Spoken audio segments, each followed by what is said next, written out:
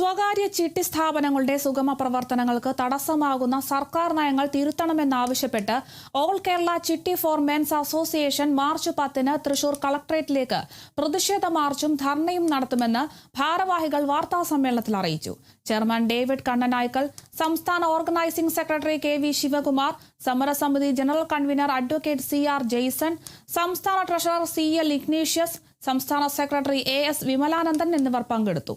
ചിട്ടി രജിസ്ട്രേഷൻ എടുക്കാതെ മാനദണ്ഡങ്ങൾ പാലിക്കാതെ ചെയ്തു എന്നുള്ളത് മാത്രമാണ്. നിങ്ങൾ പറഞ്ഞ കാര്യത്തിൽ 100% അഭിപ്രായം. അവരും ചിട്ടിയുടെ രജിസ്ട്രേഷൻ നിയമത്തിൽ വന്നാൽ സർക്കാരിന് വരുമാനം കൂടും. 1, 2 ക്ലിപ്തത വരും, സുതാര്യത വരും. ഞങ്ങളെ സംബന്ധിച്ചിടത്തോളം KSFB മോശമാണെന്നോ ഈ സഹകരണ സംഘങ്ങൾ മോശമാണെന്നല്ല, ഞങ്ങൾക്കും നല്ലതാ.